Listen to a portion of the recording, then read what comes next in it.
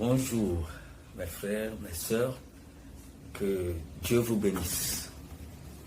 Je reviens vers vous pour encore m'exprimer par rapport à la doctrine chrétienne. Cette doctrine, elle est si simple, mais elle souffre. Elle souffre parce que les gens ne veulent pas être honnêtes. Les gens ne veulent pas être honnêtes. Et je suis désolé, je suis vraiment désolé. Si on prend le simple aspect de la problématique de la divinité qui fait débat aujourd'hui sur les réseaux sociaux, Jésus-Christ est-il Dieu ou fils de Dieu? Ce problème a été déjà tranché. Ce problème a été déjà tranché par notre Seigneur Jésus-Christ lui-même. Et parce que les gens ne voulaient toujours pas comprendre, les gens s'entêtaient, j'ai été obligé d'écrire ce livre, Jésus-Christ, Dieu ou fils de Dieu. Et dans ce livre, j'ai repris beaucoup de versets. Et vous pourriez voir, par exemple, au chapitre 2, j'ai dit, que dit Jésus-Christ, le Fils de Dieu, sur lui-même? Qu'est-ce que Jésus lui-même, il dit sur lui-même? Et par rapport à cela, Jésus a posé la question. Matthieu 16, versets 13 à 18. Jésus étant arrivé dans le territoire de Césarée de Philippe, demanda à ses disciples, « Qui dit-on que je suis, moi le Fils de l'homme? Qui dit-on que je suis ?» Donc Jésus connaissait d'avance qu'il y aura une problématique liée à sa personne. Il a posé la question, « Qui dit-on que je suis, moi le Fils de l'homme ?» Point d'interrogation. Il répondit, « Les uns disent que tu es Jean-Baptiste, les autres Élie, les autres Jérémie, ou l'un des prophètes. » C'est la réponse qu'on lui a donnée. Et vous, verset 15, et vous, leur dit-il, qui dites-vous que je suis? Vous qui êtes mes apôtres, vous qui êtes mes disciples, vous qui me suivez. Quelle est votre version? Quelle est votre version? Qui dites-vous que je suis? Simon-Pierre répondit, tu es le Christ. Écoutez-moi attentivement, tu es le Christ, le Fils du Dieu vivant. Verset 17. Jésus, reprenant la parole, lui dit, tu es heureux, Simon, fils de Jonas, car ce ne sont pas la chair et le sang qui t'ont révélé cela, mais c'est mon Père qui est dans les cieux. Et moi je te dis que tu es Pierre, et que sur cette pierre je bâtirai mon église. Vous comprenez? Est-ce que vous comprenez ce que Jésus a répondu à Pierre quand il a dit que tu es le Christ, le Fils du Dieu vivant? Jésus dit, ce n'est pas la chair et le sang qui t'ont révélé cela, c'est mon Père qui est dans les cieux. Et je te dis que tu es une pierre, tu es pierre, et que sur cette pierre je bâtirai mon église. Ça veut dire que la révélation sur laquelle Jésus veut bâtir son église, c'est la révélation qui reconnaît qu'il est le Christ, le Fils du Dieu vivant. Alors, quel est le problème aujourd'hui avec nos pasteurs? Vous ne pouvez pas comprendre cela? Que Jésus dit que c'est la bonne réponse, qu'il est le Christ et le Fils du Dieu vivant. Et vous êtes là, manipulé par le diable, à dire aux gens, j'imagine, hein, vous auriez espéré que Jésus dise à Pierre, oh Pierre, mais ça c'est une révélation limitée. Tu devrais savoir que je suis Dieu. Hein, depuis là, tu ne sais pas que je suis Dieu. Ce n'est pas ça que Jésus a approuvé. Il a approuvé quand Pierre a dit que tu es le Christ, le Fils du Dieu vivant. C'est la réponse que Jésus a approuvée. Maintenant, quel est votre problème à vous aujourd'hui, vous pasteurs, qui ne voulez pas comprendre? Vous êtes comme abrutis, je ne vous comprends pas. On dit que Jésus est à la droite du Père, assis à la droite du Père. Ça veut dire que le Père existe avant que Jésus ne soit assis à sa droite. Étienne a vu le ciel ouvert, il a vu, et il dit qu'il voit Jésus debout à la droite du Père. Et la parole dit que Dieu a ressuscité Jésus-Christ d'entre les morts. Il a ressuscité d'entre les morts. Il est assis à la droite. Vous allez me dire que c'est une statue qu'on a mis là-bas. Ce n'est pas Dieu même qui est là avant que Jésus ne soit à sa droite.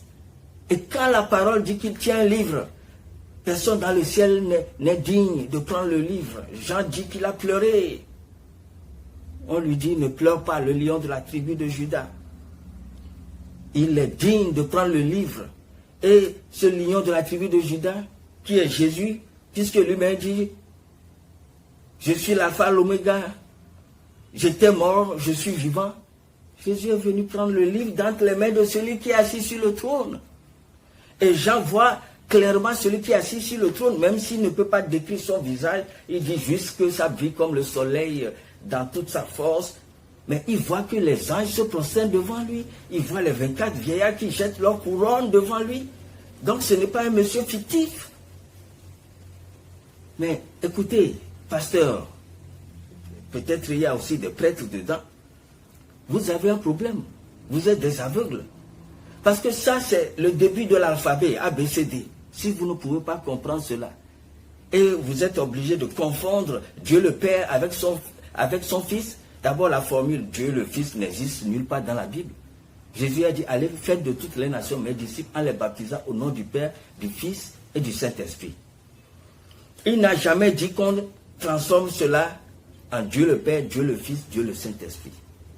Donc ça, c'est une manipulation du diable pour que les gens ne connaissent pas Dieu et qu'ils confondent le Fils avec Dieu.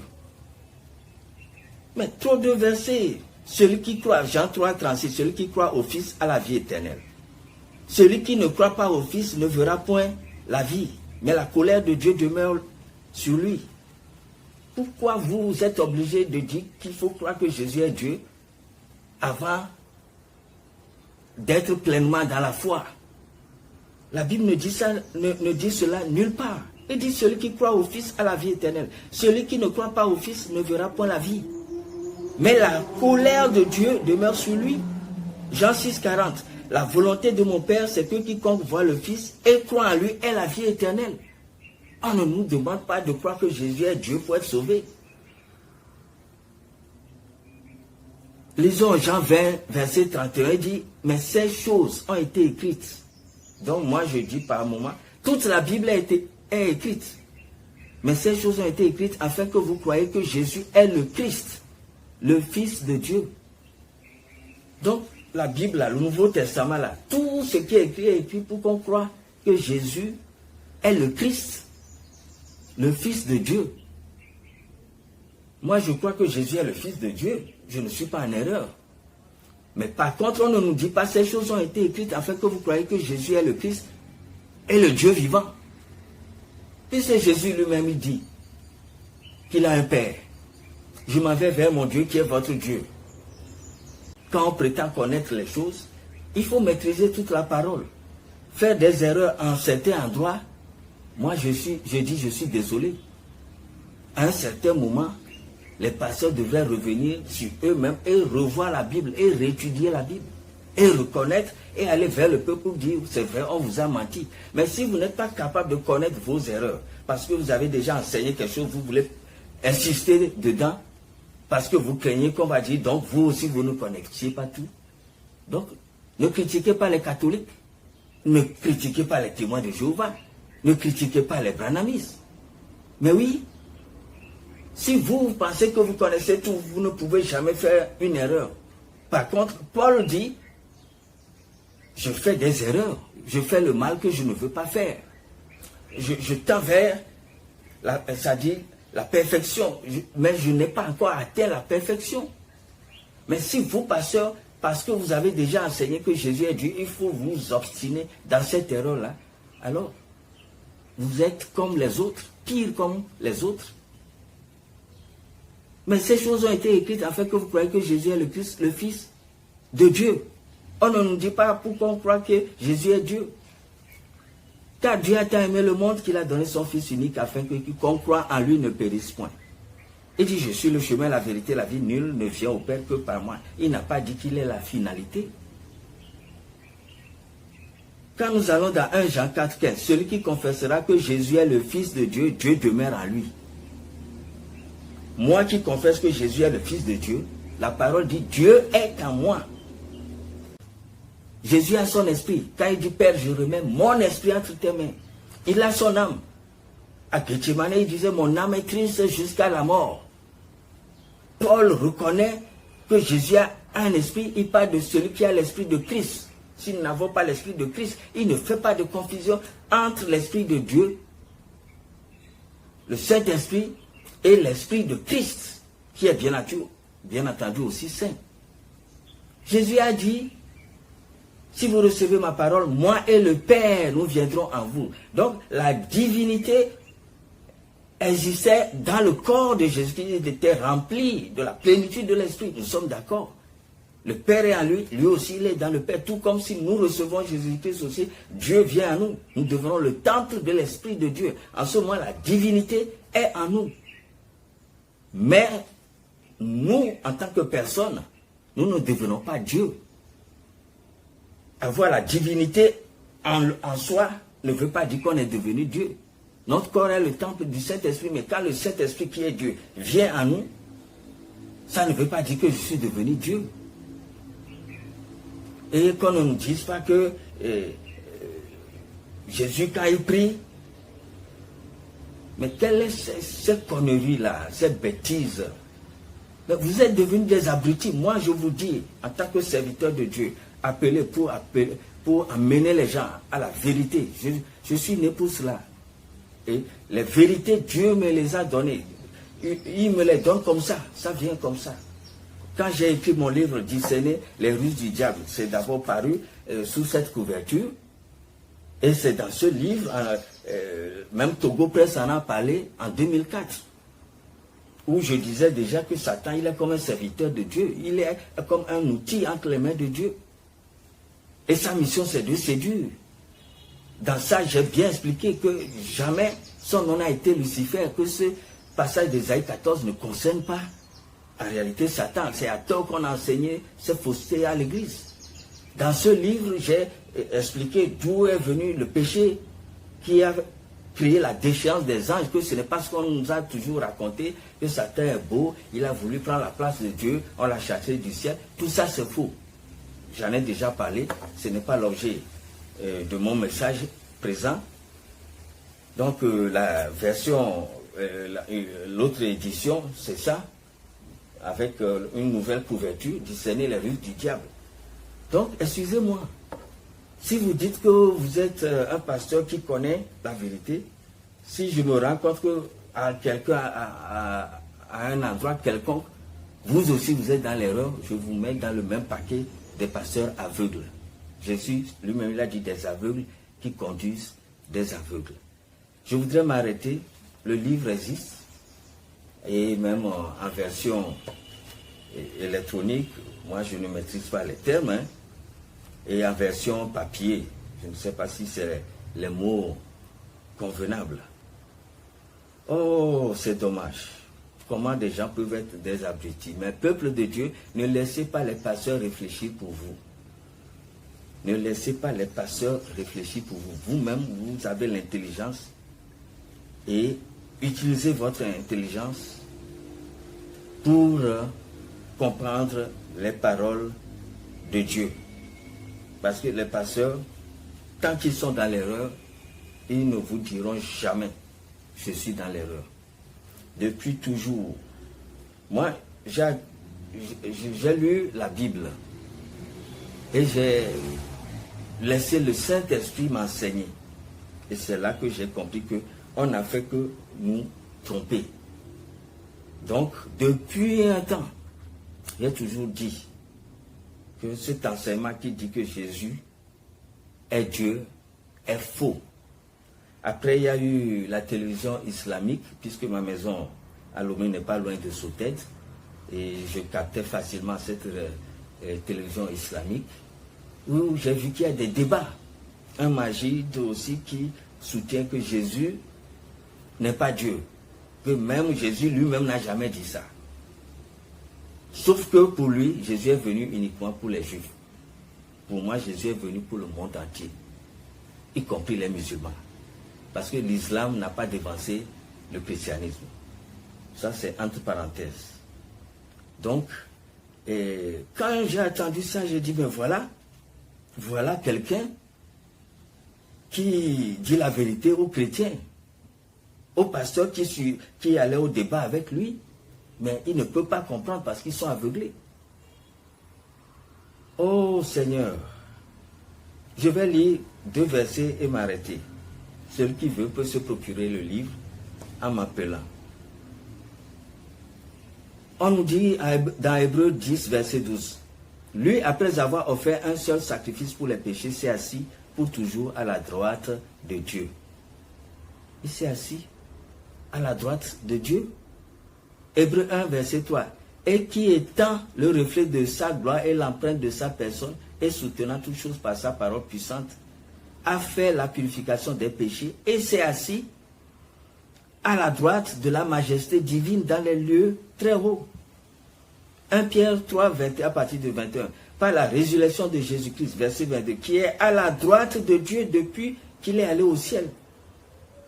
Éphésiens 1, 20. Il l'a déployé en Christ en le ressuscitant des morts et en le faisant asseoir à sa droite dans les lieux célestes. Colossiens 3, 1. Si donc vous êtes ressuscité avec Christ, cherchez les choses d'en haut, où Christ est assis à la droite de Dieu. Comment quelqu'un est assis à la droite de Dieu? Écoutez-moi bien. C'est tout comme un chef d'État. On dit que le Premier ministre ou la Première ministre est assise à sa droite, à la droite du chef de l'État. Et vous, des gens viennent vous dire que non, le chef de l'État n'existe pas, que c'est le Premier ministre qui est la même personne qui est assis sur le trône. Mais alors pourquoi on parle de assis à la droite? Il faut être même cinglé, c'est-à-dire très insensé, bête, pour dire des choses comme ça. Que Jésus, c'est lui-même qui est encore Dieu. Pendant que Jésus dit, je m'en vais vers mon Père, qui est votre Père, vers mon Dieu, qui est votre Dieu. Pendant qu'il dit, dans la maison de mon Père, il y a plusieurs demeures. Marc 10, 18, Jésus lui dit, pourquoi m'appelles-tu bon? Il n'y a de bon que Dieu seul. Et à plusieurs endroits, il ne fait que dire, c'est mon Père qui m'a envoyé. C'est ce que mon Père me dit que je fais. Tout pouvoir m'a été donné par mon Père. Vous êtes malade, vous, pasteurs, qui continuez de vous entêter à tromper le peuple. Je voudrais m'arrêter ici pour vous dire, ne réfléchissez pas des pasteurs qui sont déjà en erreur. Moi, j'ai déjà toujours dit que rabababa, ce n'est pas le don de langue. Ne perdez pas votre temps à faire des répétitions de son et à dire que ça, c'est un don de langue. Et ne prenez pas plaisir que quelqu'un lève la main, que les gens tombent. Le Saint-Esprit est une puissance. Quand la puissance vient, même quand vous étiez malade, le jour où vous vous levez du lit, on dit gloire à Dieu, vous êtes guéri. La puissance de Dieu vient pour qu'on soit fort en Christ et témoigner pour Christ. La puissance de Dieu ne vient pas pour qu'on soit à terre. Ce sont les démons qui mettent les gens à terre, qui poussent les gens dans le feu, etc. Quelle est cette doctrine? On pense qu'il faut tomber quand le pasteur lève la main. Et c'est dans ça qu'on nous a trompés. Oh, vraiment, que Dieu ait pitié de nous. Que Dieu vous bénisse. Aujourd'hui, c'est quelle date? Le 20 octobre 2022, je crois bien. Que Dieu vous bénisse. C'est déplorable. Mais soyez intelligents. Ne laissez plus les pasteurs vous abriter. Ils sont tous aveugles. Gédéon de la Tchétchouba a des parties de vérité. Parce que moi, un jour, c'est un ami, il y a peut-être à peine 2 ans, qui m'a envoyé des éléments le concernant. Que, voilà un pasteur qui dit les choses comme tu as l'habitude de les dire. Parce que moi, j'ai toujours été contre le célibat des prêtres et le célibat des bonnes sœurs. La femme, la bonne sœur, sa mission, c'est aux côtés de son mari pour lui faire la nourriture, prendre soin des enfants. On ne peut pas mettre des femmes quelque part et dire qu'elles sont au service de Dieu. Et puis, les droits de l'homme disent qu'à l'âge nubile, tout être est libre de se marier. Quand une église interdit aux gens de se marier, on doit interpeller cette église-là pour qu'elle se conforme. J'ai un peu chaud, hein? Pour qu'elle se conforme aux droits de l'homme. Pour ne pas interdire aux gens qui ont vocation de servir Dieu de ne pas se marier. Et j'ai toujours dit que, quand même, on dit que l'évêque soit marié d'une femme, que le diacre soit marié d'une femme, on n'a pas dit qu'on l'élargit à tous les hommes de Dieu. Parce qu'au moment où Paul disait cela, il y avait d'autres ministères. Il y avait des prophètes, il y avait des pasteurs. Et quand Dieu dit à Osée d'aller marier une prostituée, c'est dans la Bible. Donc, ce qui est dit par rapport à l'évêque, par rapport au diacre, on ne peut pas dire, voilà, on l'élargit à tous ceux qui font service de l'œuvre de Dieu. Jésus n'a pas dit cela. Dieu n'a pas dit cela. Et j'ai toujours dit que quand on dit que 5 vierges, 10 vierges attendent un époux, et que 5 étaient sages, que c'est de la polygamie. 5 vierges qui sont prêtes, qui vont avec l'époux dans la nuit, quand il est arrivé. Mais c'est de la polygamie.